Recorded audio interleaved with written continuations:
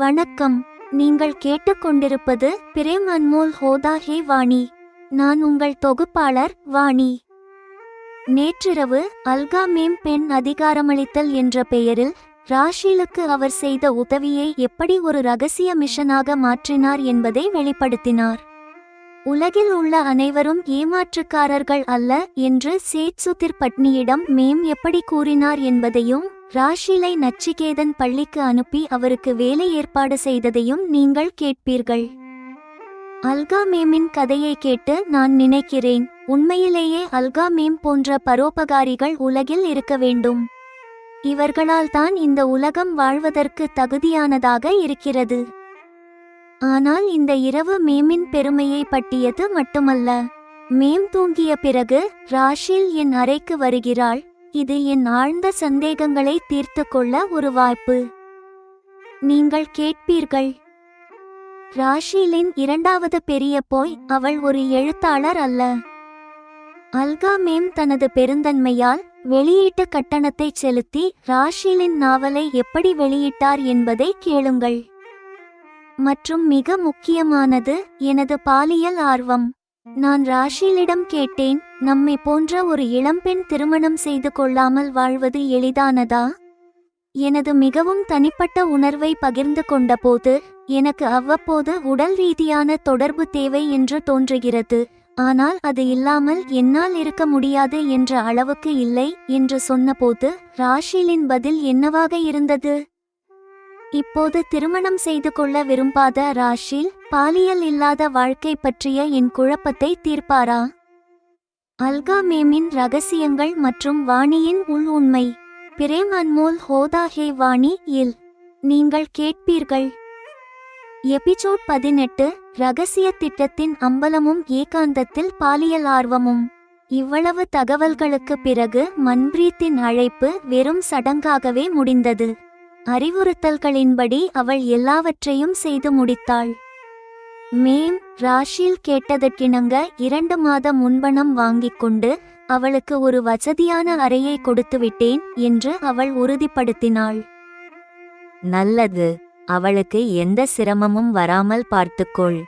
நான் அவளுக்கு தெரிந்தவர் என்பதும் அவளை நான் கவனித்துக் கொண்டேன் என்பதும் அவளுக்கு தெரியக்கூடாது என்று மேம் கூறினார். தான் செய்த உதவியை காட்டிக்கொள்ள அவர் விரும்பவில்லை. அல்கா மேம் விரும்பியபடி அன்று எல்லா வேலைகளும் சிறப்பாக நடந்தன. அலுவலகத்தில் ஒரு பெரிய பிசினஸ் டீலை முடித்த பிறகு அவருக்கு மீண்டும் ராஷிலின் நினைவு வந்தது. அவர் சுதிரை அழைத்து, உனக்கு 5 நிமிடம் நேரம் கிடைக்கும் போது என்னை அழை என்றார். சுதிர், ஏமாற்றமளிக்கும் இந்த உலகில் உன்னை போன்றும் என்னை போன்றும் சிலர் கண்டிப்பாக இருக்க வேண்டும். அப்போதுதான் ஏமாற்றப்பட்ட அல்லது பாதிக்கப்பட்ட ஒரு பெண்ணுக்கு உலகில் உள்ள அனைவரும் ஏமாற்றுக்காரர்கள் அல்ல என்ற நம்பிக்கை பிறக்கும் என்று மேம் கூறினார். ராஷிலை பற்றி இவ்வளவு சொல்லிவிட்டு அவர் அமைதியாகிவிட்டார். மேமிற்கு தூக்கம் வர ஆரம்பித்தது. வாணி, எனக்கு இப்போது தூக்கம் வருகிறது. என் முதுகை கொஞ்சம் பிடித்து விடுகிறாயா? அலுவலகத்தில் உட்கார்ந்து வேலை செய்ததால் முதுகில் கொஞ்சம் வலி இருக்கிறது என்றார். நான் மெதுவாக அவர் முதுகை பிடித்து விட ஆரம்பித்தேன். உண்மையிலேயே அல்கா மேம் போன்ற பரோபகாரிகள் இருக்க வேண்டும் என்று நினைத்து கொண்டேன். சிறிது நேரத்தில் மேம் தூங்கிவிட்டார். ராஷில் என் அறைக்கு வந்தாள். அந்த நேரத்தில் எனக்கு தூக்கம் வரவில்லை. வாணி, எனக்கு தூக்கம் வரவில்லை. நான் சிறிது நேரம் உன்னுடன் பேசலாமா என்று கேட்டாள். வாணி, நான் ஒரு எழுத்தாளர் என்பது முற்றிலும் பொய். மேமிடம் வேலை பெறுவதற்காக நான் இந்த பொய்யை சொல்ல வேண்டியிருந்தது. என் பொய்யை உண்மையாக்க என் வாழ்க்கையைச் சுற்றியே சில கற்பனை கதைகளை எழுதி ஒரு நாவல் தயாரித்தேன். மேம் அதை வெளியிட பணம் கொடுத்து உதவினார் என்று ராஷில் தன்னை தானே சிரித்து கொண்டு கூறினாள். ராஷில், நான் திருமணம் செய்து கொள்ளக்கூடாது என்று முடிவெடுத்துள்ளேன். உன்னை பொறுத்தவரை நம்மை போன்ற ஒரு இளம்பெண் திருமணம் செய்து கொள்ளாமல் வாழ்வது எளிதானதா என்று கேட்டேன். என் தோல்வியடைந்த திருமணத்திற்கு பிறகு நான் இனிமேல் திருமணம் செய்து கொள்ள விரும்பவில்லை. மேம் திருமணம் செய்து கொள்ளாமலேயே எவ்வளவு மகிழ்ச்சியாக இருக்கிறார் என்பதை நாம் நேரில் பார்க்கிறோம் அல்லவா என்று ராஷில் யோசித்துக் கொண்டே சொன்னாள். உடல் ரீதியான தொடர்பு இல்லாமல் வாழ்க்கையில் மகிழ்ச்சி முழுமையடையாது என்று பலர் கூறுகிறார்கள். இதை பற்றி நீ என்ன நினைக்கிறாய் என்று கேட்டேன். எனக்கு முதலில் அப்படித்தான் தோன்றியது. ஆனால் ஜெட்டுடனான என் அனுபவத்திற்கு பிறகு எனக்கு செக்ஸ் என்றாலே கடுமையான வெறுப்பு ஏற்பட்டுவிட்டது என்று ராஷில் தன் அனுபவத்தை பகிர்ந்து கொண்டாள். ராஷில், எனக்கு அவ்வப்போது அதன் தேவை என்று தோன்றுகிறது. ஆனால் அது இல்லாமல் இருக்க முடியாது என்ற அளவுக்கு இல்லை. அப்படிப்பட்ட நிலையில் செக்ஸ் இல்லாத வாழ்க்கை எனக்கு எளிதானதா என்று என் தனிப்பட்ட உணர்வை முதல் முறையாக வெளிப்படுத்தினேன். அன்பான நேயர்களே, இத்துடன் எபிசோட் 18 முடிவடைகிறது. அல்கா மேமின் உதவி குணம் மற்றும் வாணி ராஷில் இடையேயான உரையாடல் இந்த எபிசோடின் முக்கிய அம்சமாகும். மேமின் தனிமைக்கு பின்னால் உள்ள ரகசியத்தை வாணி கண்டுபிடிக்கிறாரா என்பதை அடுத்த எபிசோடில் பார்ப்போம். எபிசோட் 18 நிறைவு.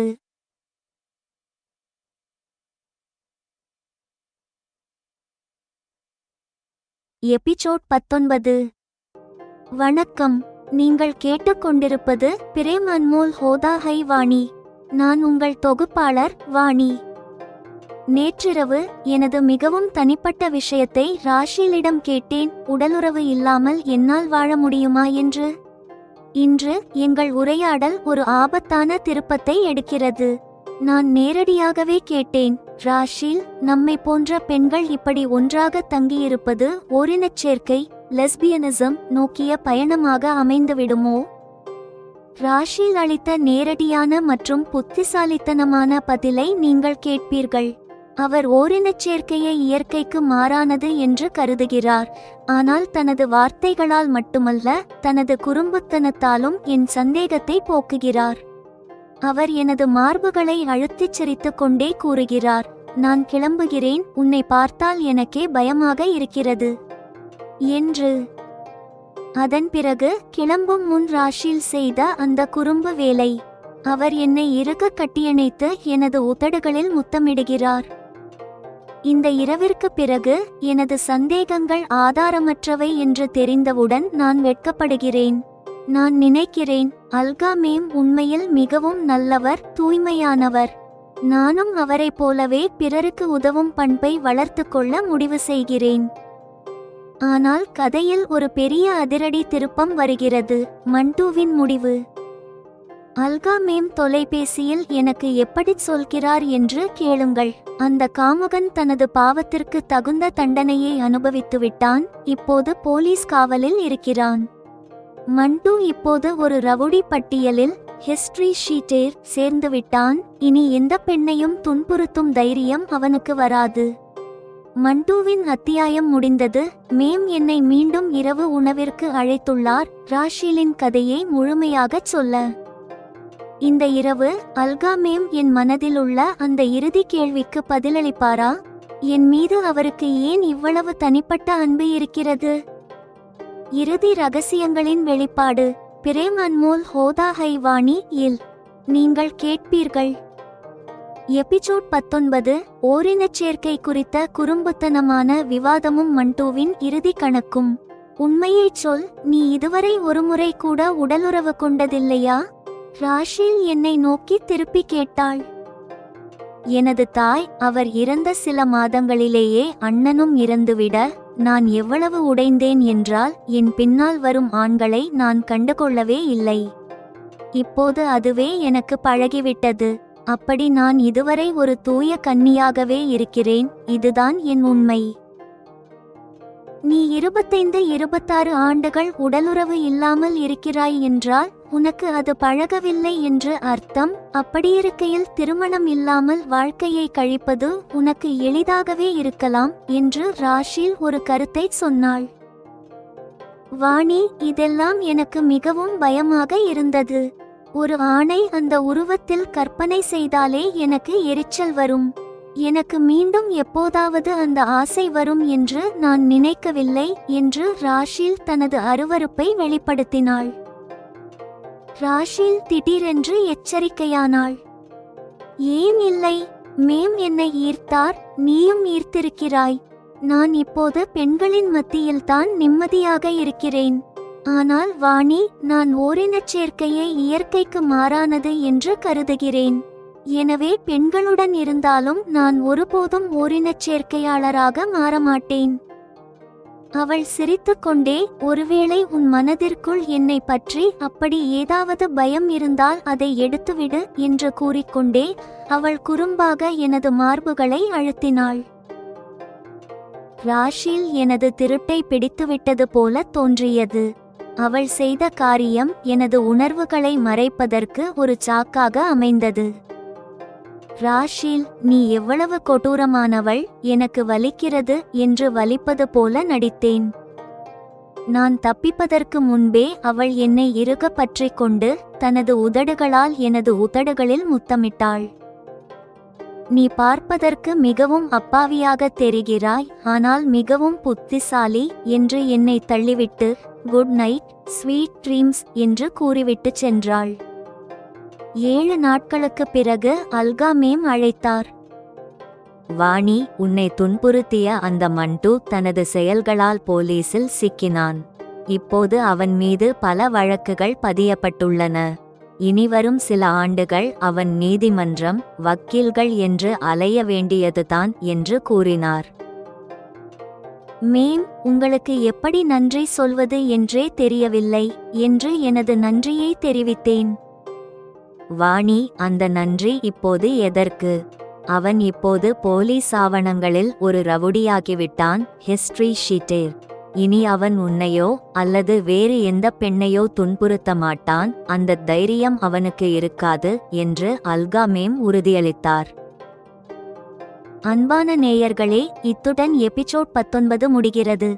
இந்த எபிசோட் வாணியின் சந்தேகங்களை போக்கி அவரை பிறருக்கு உதவும் வழியில் நடத்துகிறது. மண்டுவிடமிருந்து விடுதலை கிடைத்தது அல்கா மேம் மீதான நம்பிக்கையை மேலும் அதிகரித்துள்ளது. அடுத்த எபிசோடில் இறுதி ரகசியங்களின் வெளிப்பாட்டிற்கு காத்திருங்கள். எபிசோட் 19 நிறைவு.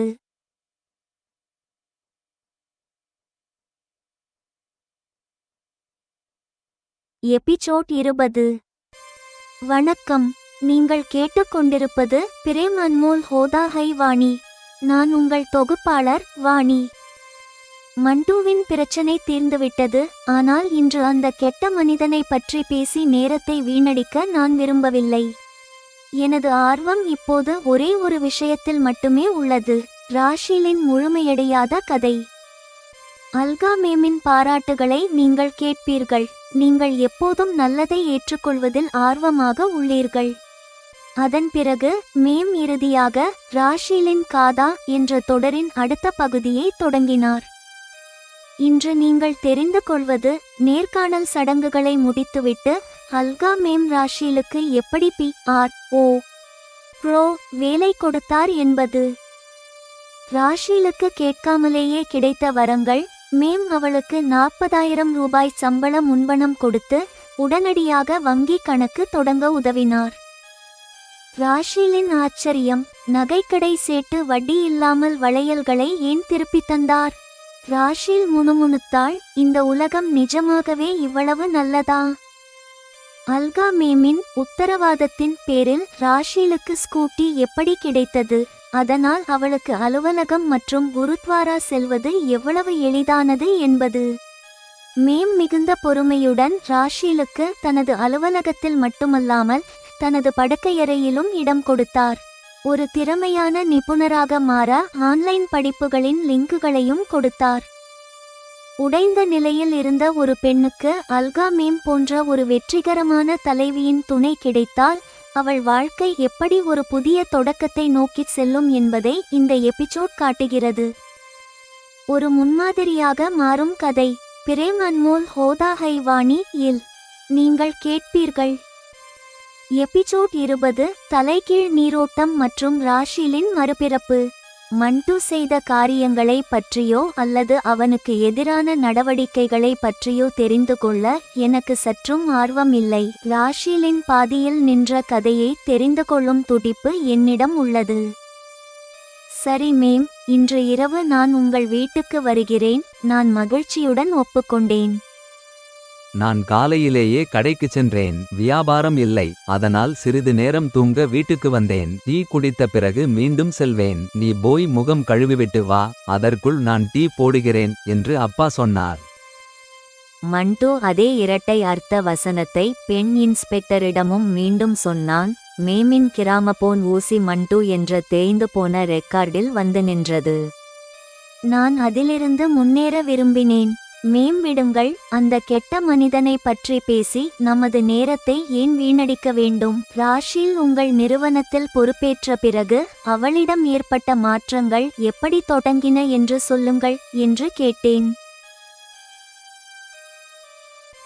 வாணி, உன்னுடைய இந்த பண்புதான் என்னை உனது ரசிகையாக மாற்றுகிறது. நீ எப்போதும் நல்லதை ஏற்றுக்கொள்வதில் ஆர்வமாக இருக்கிறாய். உன்னுடைய புத்தி என்ற சல்லடையில் கெட்ட விஷயங்களை விரைவில் வடிகட்டி விடுகிறாய். மேம் பாராட்டினார். அவர் என் கையை பிடித்து ராஷிலின் காதா வின் அடுத்த பகுதியைச் சொல்லத் தொடங்கினார். கேட்காமலேயே முத்துக்கள் மழை பொழிவது போல ராஷில் உணர்ந்தாள். உங்கள் பெருந்தன்மைக்கு நான் கடமைப்பட்டிருக்கிறேன் என்று ராஷில் நன்றி கூறினாள். இவ்வளவு குறுகிய காலத்திற்கு நான் உன்னிடம் வட்டி வாங்க மாட்டேன் என்று நகைக்கடை சேட்டு கூறினார். இந்த உலகம் நிஜமாகவே இவ்வளவு நல்லதா என்று ராஷில் ஆச்சரியத்துடன் முணுமுணுத்தாள். உன்னிடத்தில் திறமை இருப்பதை நான் கண்டேன். சில நாட்களில் கடினமாக உழைத்தால் நீ ஒரு சிறந்த நிபுணராவாய் என்று மேம் அவளை ஊக்குவித்தார். அன்பு நேயர்களே, இத்துடன் எபிசோட் 20 நிறைவடைகிறது. இந்த எபிசோட் ராஷில் தனது கடந்த கால வலிகளை மறந்து அல்கா மேமின் வழிகாட்டுதலில் ஒரு சுதந்திரமான நிபுணராக எப்படி மாறினாள் என்பதை விவரிக்கிறது. ராஷிலின் கதை முடிந்தது. மண்டுவின் பிரச்சனை தீர்ந்தது. இப்போது மிஞ்சியிருக்கும் ஒரே கேள்வி, அல்கா மேம் ஏன் திருமணம் செய்து கொள்ளவில்லை? வாணி மீது அவருக்கு ஏன் இவ்வளவு தனிப்பட்ட அன்பு இருக்கிறது? ரகசியம் உடைய போகும் நேரம் நெருங்கிவிட்டது. எபிசோட் 20 நிறைவு.